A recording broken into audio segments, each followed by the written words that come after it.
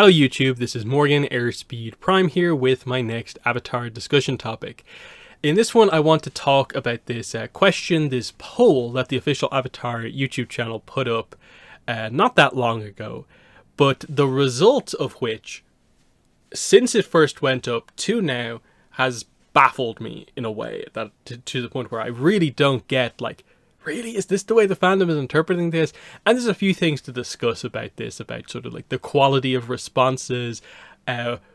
Were people actually answering the question at play here? Is there a little bit of a popularity contest thing more to this, rather than people actually discussing this as like the fight, it's meant to be? But I just found it to be interesting enough. And over the last few weeks, where there hasn't been like that much to discuss in terms of sort of like not just talking about, Avatar movie in 3 years, that sort of thing. So let's get into it. The question: if they were to face off in a pro-bending arena, who'd win, Mako or Bolin?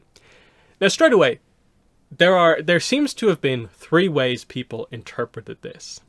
One, and I think the most correct way, given that they specify pro-bending arena and the picture of Mako and Bolin that they have shows them in their pro-bending uniforms, which is that, what if Mako and Bolin were to fight in a pro-bending match against each other? Full rules in effect, sort of like one-on-one. They get to that situation where they're the last 2 left on the arena on both sides, and they fight within the rules to see who would win. That's the way I think I took it, and a lot of people took it. Some people, and I think this is a somewhat valid interpretation, is what if they just had a sort of fantasy fight in the pro-bending arena that just happens to take place in the pro-bending arena, but there are no pro-bending rules in effect.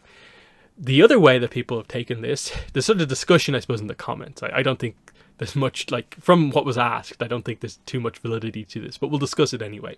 That is just a straight up fantasy fight, Mako versus Bolin, in, I suppose, a more even environment that allows for the most even fight.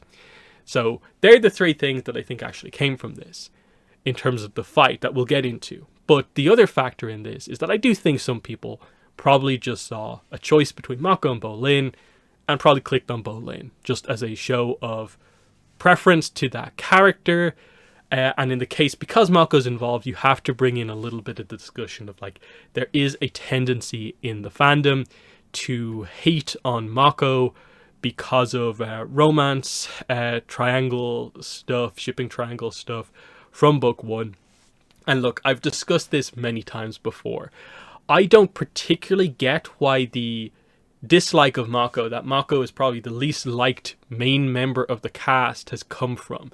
Because, especially in book 1, if that's the main thing people are using, it feels crazy, especially when you look back on those episodes, that Mako's the one who's taking the blame for, like, all this kind of romance drama stuff that's happened. Like, sure, it's not great, but this is why you hate the character and it's lasted until 2022. Don't really get it. Otherwise, Mako is this character who is more of the sort of strategist of the group. He's a detective, a skilled detective. He is one of the more talented benders of the main cast, and you can't deny that, which I think a lot of people have been denying in this discussion. And that's what baffled me about the response. As you can see here, only a third of people voting for Mako in a pro-bending match to beat Bolin. Like, what? And then 2/3 of people voting for Bolin. Now, the problem immediately, if you scroll through the comments, is like, there's a lot of mentions of, like, oh, lava bending and stuff like that. All this sort of stuff. And it's like, it's a pro-bending match. There are rules in place. Of course there's no lava bending or lightning. And so, getting into that discussion, with the pro-bending rules in place, one-on-one, who wins? I think it's Mako, and I think it's Mako relatively comfortably. Yes, you have to say the 3 Fire Ferrets are probably 3 of the top picks that you'd want on your team for pro bending. Mako, Bolin, and Korra are all, exceptional at their roles within the team. And in many ways, like, are there many other pro benders you'd want ahead of them? There's theoretically, a position where maybe Toza in the past, in his prime, was maybe like the best earthbending pro bender or something like that, you could maybe have some situation where you're like, certain members of the wolf bats might actually be good members to have. But I think in terms of fire members, Mako is right up there. And I think in terms of just representing what you would want out of a pro bender, he has it all. I think he's probably one of the most agile characters in the show in terms of the tricking and dodging, while still having the power and just raw technique and skill set for pro bending. And I just think that makes him, you know, at least to me, like the number one draft pick for pro bending. And because of that, in a pro bending match, I'd be like, I think Mako beats nearly anyone, pretty much. That's honestly my take on it. And that's not over exaggerating things. I honestly, that's where I think you have to rate him. Now, to be fair, Bolin is pretty high on that list as well. He probably is second or third. The Fabulous Bending Brothers are a thing for a reason. The reason I think Bolin goes below Mako is because, okay, you take away some of the kind of raw sort of like intelligence, tactical plays, and put them into more sort of just kind of like raw, kind of almost like ingenuity in a way, just like him on the fly coming up with like unusual strategies in a way that fit Bolin's personality. But I think Bolin is held back because he is an earthbender, and the rules of pro bending affect earthbending much more than either of the other two. And if you had to say which is the rating of like most, like, I suppose, least impacted by the pro bending rule set, fire's number one, absolutely the least impacted, because effectively the rules that stop fire bending are like no headshots, and you can't hold like a continuous fire blast for longer than a second. Otherwise, that comes across as just basically you're allowed to just do pretty normal fire bending just without some of the power moves. Whereas the restrictions on earth bending are so heavy, because the only earth you're allowed to bend are the discs in the arena, and you're only allowed to bend a certain amount of them at the same time, because there's a specific rule that says it seems like you're not allowed to take up an entire stack of discs to use as sort of like a wall. So it seems like there's probably some sort of a limitation where like you can only like hold and sort of hover in place maybe 4 or 5 discs at once, if even that. You're not allowed to crush them up or manipulate the discs with earthbending to turn them into a different form. That's against the rules. So you have to keep them as a solid and throw them at your opponent. The only real benefit of the rules that earthbending gets is that you are allowed to ricochet the discs off the ropes to try and hit someone. So you have the sort of like kind of angle shots, which Bolin is actually quite good at. And that's a thing that makes him a particularly skilled practitioner of pro bending. But again, like I said, he's up against the character who you'd have to say is probably one of the best at dodging in all of pro bending. So it's that kind of weird set of like, they actually have pretty similar skill sets overall. Mako is more agile. Bolin is still agile, but is slightly stronger. But physical strength doesn't play that much of a role in pro bending, except when you get to the tiebreaker rounds, which according to the rules of pro bending, you're not actually allowed to have players of different elements fight each other.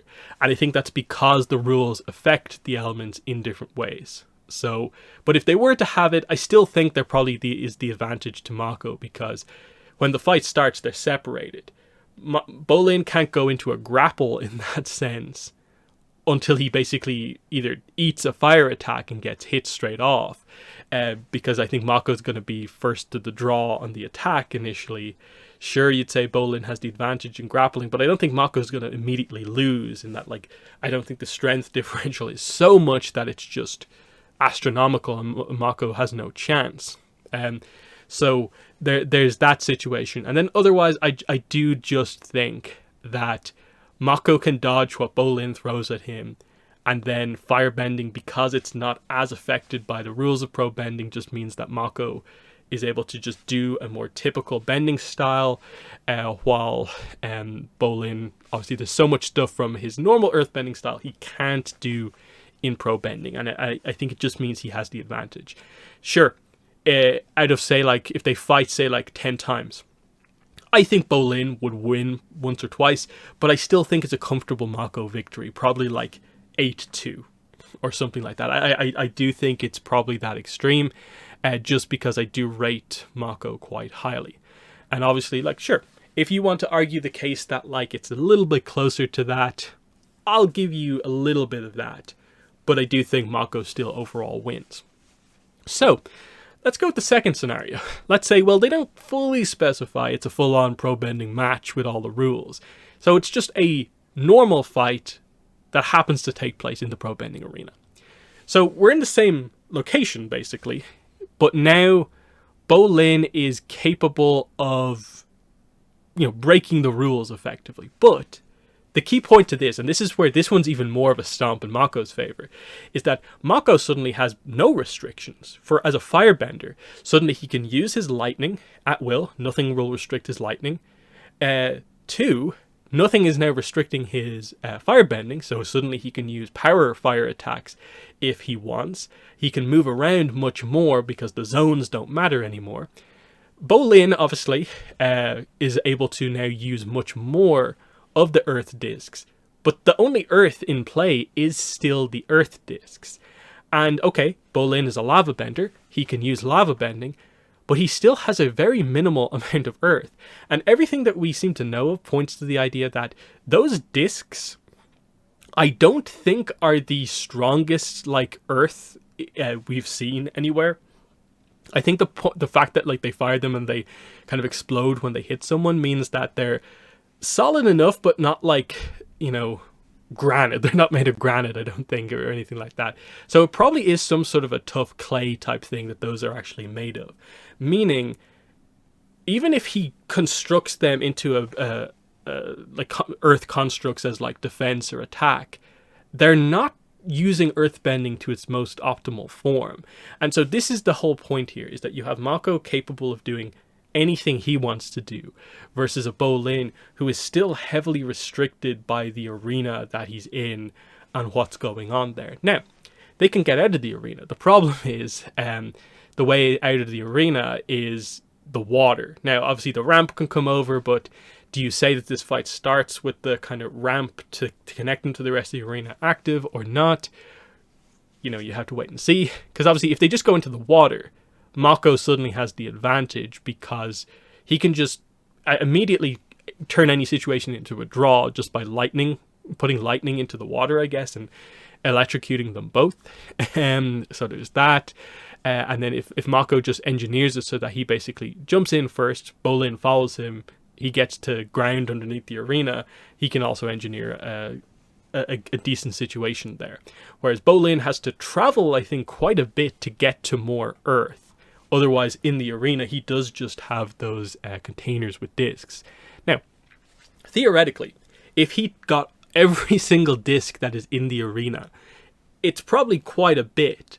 The problem is, the arena is actually, the ring is actually like relatively big. Bolin can't just take every disc from wherever he's standing.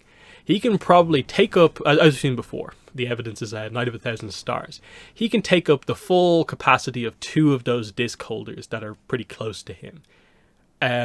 Otherwise, like, he has to be aware that Mako is right there. Mako is not going to let him get to every single disc holder before he does everything. So straight away, Bolin is fighting with minimal kind of stuff going on here, because a single disc, or even throwing multiple at the same time, is not a particularly strong earthbending attack compared to what you usually expect, which is like a full like boulder to be like sent flying at you. It's not going to be the most strong defensively. So he turns the discs into lava. Is it a lot of lava, and does lava just win him the fight? Because this is what people in the comments seem to be getting at, is that Bolin's a lava bender, therefore he wins. And my response to that is that, like, I think there's a big debate to be had about lava. I don't think it is as, oppressively dominant as some people make it out to be. Lava is not psychic bloodbending. Lava is not combustion bending. I don't even think lava in a one-on-one fight situation is as strong as lightning is. I think there's a lot of abilities I think you would prefer over lava. Because the thing with lava is that there is a risk to you. Now, same with stuff like combustion bending and other ones. There is a risk to you. The problem with, I'd say, lava specifically, is that you suddenly start turning Earth into lava, chucking it around. You still have to walk around that battlefield. If a lava bender steps on their own lava, they're not immune to it just because they bent the lava. The heat is like a secondary sort of effect overall. They can manipulate the Earth to cool it back down. But if they're just as affected by the burn aspect of like lava as everyone else. So I think we've seen that in a way with the way both Gazan and Bolin use lava bending. And in this case, where there is a very minimal amount of Earth at play here, and potentially even Earth that might not even work incredibly well as lava, I still feel Mako has the advantage here. Yes, the lava is the thing that sort of gives Bolin the chance to win this fight up against the odds with the terrain going against him. But I think Mako can dodge little bits of lava that Bolin is going to have here. Because again, it seems like the thing with lava is that it takes a little bit of time to turn Earth into lava. And then there is a little bit of a sense when you see them doing the more defensive lava bending to cool stuff back down, that it's a little bit like time consuming to constantly have to do that. That when you go full lava bending, like say with Gazan, you're putting your defenses on the line a little bit, because usually earth bending, you have that hard defense of putting a big shield in front of you. You kind of put that away when you're dealing more with the kind of liquidy kind of lava. So there's that kind of contrast. Plus the idea is that Mako, you would say, is basically a master firebender and a master lightning bender. Bolin is a master earthbender, but you wouldn't necessarily say he's a master lava bender, because one, we basically know he has had no formal training at the technique other than viewing Gazan use it once or twice. Theoretically, Toph could give him some instruction, because she has experience with lava benders from before, but we're not aware that that has actually happened yet. So yes, we've seen Bolin progress in the years he's had lava bending, but it still feels like it is not this skill that he's using to its absolute peak capacity.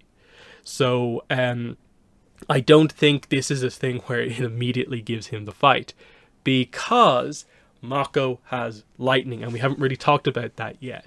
And this is where, when it comes to this fight, in the time it takes Bolin to get a lava shuriken going or do something else, Mako is charging a lightning attack and is hitting Bolin with lightning. And because he's doing lava bending, is he going to have time to put a shield up to block lightning? Is he going to have time to dodge a lightning attack? That's where I'm not sure. Because again, you can take a glancing blow from a little bit of lava and like take the burn. And okay, you damage your hand or whatever. You can't really take like the glancing blow from lightning. If you get hit with the lightning, you get hit with the lightning.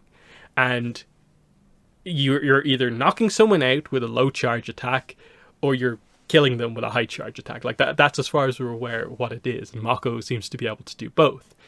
And that's the other factor here, is like, in a one-on-one capacity, I do think lightning, and it's just raw directness, and in a way the speed of it, does offer just Mako this perfect fight-ending situation.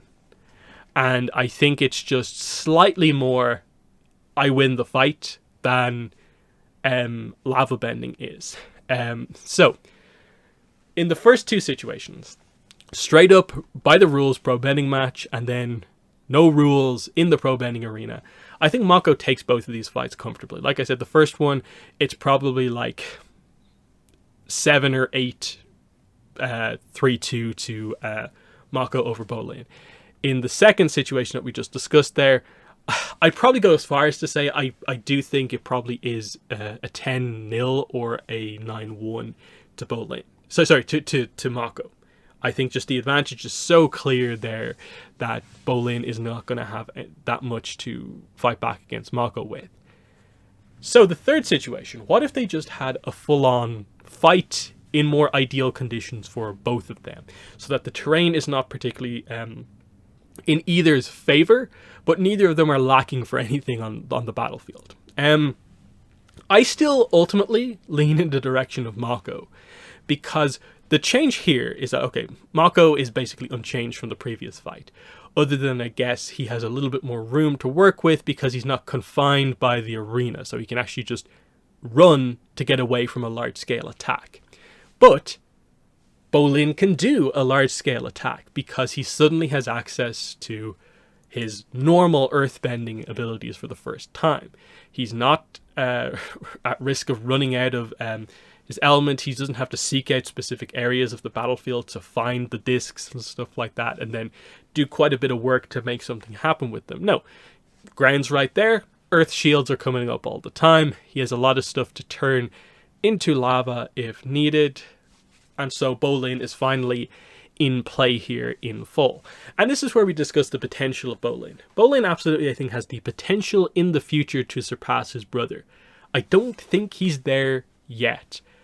If Bolin becomes a master lava bender, and I think surpasses Gazan with instruction, I think like Bolin's sense for having more control over the lava than maybe Gazan did, and having more like techniques and stuff like that. Because Bolin, the strength that he has as an earthbender, he's got a really nice, like, delicate kind of touch.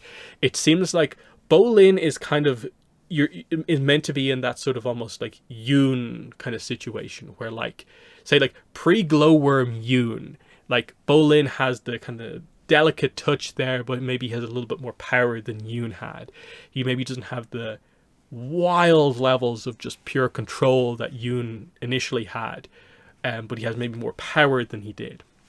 And I think that's the way you kind of have to view Bolin a little bit, is that like the accuracy that he has with his bending, but he can still do kind of power moves, but it's also not his style to go full boomy. Not even like full Toph necessarily for Bolin. So that's the important thing to keep in mind here, is that the Bolin style of earthbending is good, but it's probably not the style of earthbending that is going to take out Mako. So if Bolin has a chance here, it is with larger scale lava bending to take the fight. Because like I said, otherwise, Mako does have his normal firebending, which is very good. We haven't even talked about it that much, but it is very good. And then he has the lightning. In this fight, Bolin has much more of a capacity to like dodge and block Mako's attacks. But now he actually has more of a chance to fight back. And so this is where we get into the discussion about basically sort of lava bending and how do you actually like approach it? Because I think it's very easy to go into the situation where it's like, well, if a character is lava bending, they win the fight. When evidence pretty much suggests, in a way, anything but that.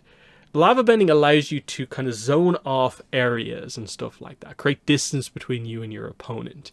It can be a very theoretically lethal ability as well, with, for instance, like the lava shuriken technique is very good, and that's obviously quite dangerous. And then just the ability to basically chuck like earth at people, that is inflicting more of a kind of heat situation on them.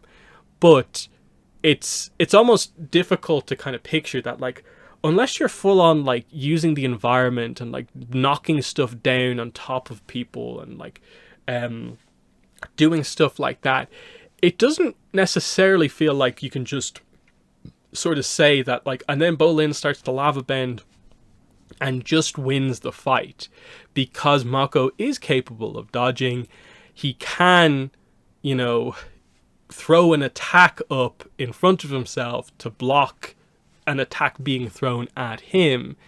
And this is where I just feel like, you know, trying to have a sort of more balanced take on this, because again, it's that whole idea of with lightning, it's either miss, constantly miss, or you hit someone and they win.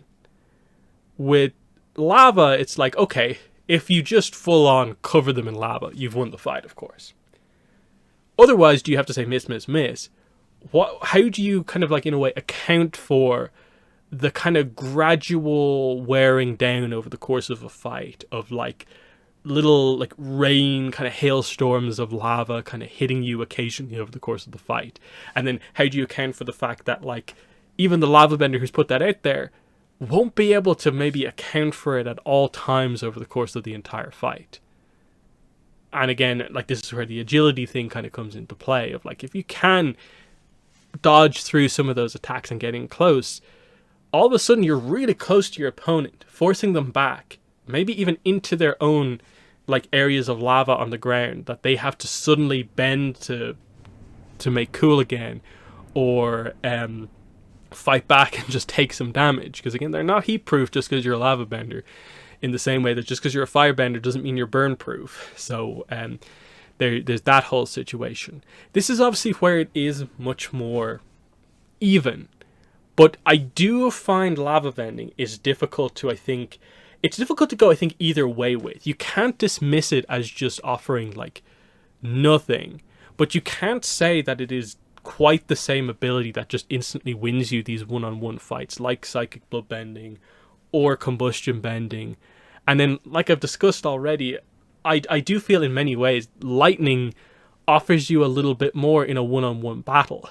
There are certain scenarios, I think, where lava is going to be very useful for you, but I'm not sure if Mako is necessarily the character that's going to just completely stonewall. It's very much a case of, I think this is just where Bolin's inexperience with lava bending probably means he's not quite able to take full advantage of it to win the fight. But Master Lava Bender Bolin probably wins this fight, but I don't think Bolin is there yet, and I don't really think there's a good argument just yet to be made for that. And then in terms of story direction going forward, Bolin seems to be going into politics, whereas Mako is a detective, of course, so one of these characters is using their abilities a little bit more than the other, and so there's that aspect that you maybe have to factor in as well. So I'd say probably, like, just to be really fair, 6-4 to Mako out of 10, I think, on this one, but obviously quite close. Bolin just using earthbending. I think the thing with this is that you have to keep in mind, you have to keep the combat of the normal elements within the boundaries of what we see in the show. Theoretically, a ton is possible with earthbending, in that, like, you can do wild stuff, but I think a lot of that stuff is more in the region of Avatar state, and say like Yoon using the power of Glowworm, where you have full control of the ground. Bolin doesn't quite have that scope of power to just full on do that level. That's, say, like the likes of maybe Boomy get a little bit closer towards. He doesn't go for the magnitude with his earthbending attacks most of the time. Otherwise, it is more, you'd say, kind of like standard earthbending, really strong precision. But again, I think Mako can handle that level of precision, and Mako might struggle a little bit more against a real powerhouse earthbender, really throwing a lot of stone his way. But that's obviously a different discussion. I think Mako can handle Bolin here just about. So in all three situations, I think Mako does take the victory here. And it's a case of, like, you have to remove your opinion of the character from your opinion on his skill set. The skill set, I think, is unquestionable. There's a little bit of discussion to be had about his character, but I think even that is quite skewed towards negativity when it really shouldn't be. I think we're past that now, and we need to be able to move past that. But I think if there's anything you can take away from this poll, is just anytime you think that, like, oh, I have this opinion, but I think the fandom overall wouldn't agree with it, you just have to remember things like this. That the fandom overall, the overall opinion of most people in the fandom, doesn't mean all that much. Because if you know your avatar, you know there's something wrong looking at the numbers here. That, sure, I like Bolin as a character, but I think this is a crazy overrating of his skill in this specific situation. Even being as kind to Bolin as you can possibly be, it's Mako you're going up against, and it's just that sense of overrating one character and underrating another character, and underrating them in the aspect of their character that should be unquestioned. Amon praises Mako's bending ability, and we're saying that he's not as good as Bolin. In a pro bending situation as well is the kind of big thing here. So this just makes me all the more sort of confident in stuff like, say, I really like Korra Book 2 and feel that people are really harsh on it. You know, I've never quite understood why people go all in that like Korra Book 3 is the best. And it just makes me kind of feel like, do you know what? Situations like this just highlight that just because I have an opinion that doesn't quite match up with the polls, basically, doesn't mean much. Because I, you know, in a way, like, believe in myself, I know my avatar, I have confidence in those opinions, even though I know they're against the majority opinion. But when you have majority opinions like this, you know, what are you meant to do? What are you meant to do here? And that's the thing. It's stuff like this, which is why is Mako getting the first of these Korra one-shot comics coming up? Here's why. He needs it. He needs to get back on track because people are still judging this character on the basis of basically book 1. Some people bring the book 2 stuff into play. Most people don't. Basically that book 1 romance triangle. People are still judging this character completely on the basis of that.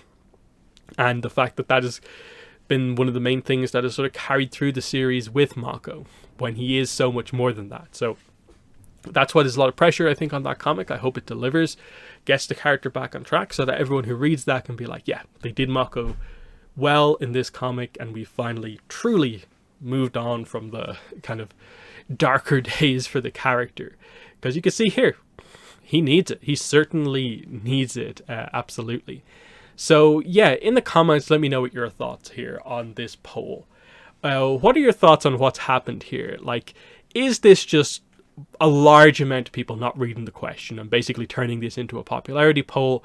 Or do people really underrate Mako so much that no, this really does represent the idea that people in a pro-bending situation value Mako less than they value Bolin? Is that what I meant to take from this? What are your thoughts on the way that this fight would go in each of the 3 situations I described here, and just, I suppose, Mako in general, and why he is generally sort of disliked across the board? I've always been a big fan of the character. I don't think he was written the best, especially in later seasons, and I do think he needs focus, but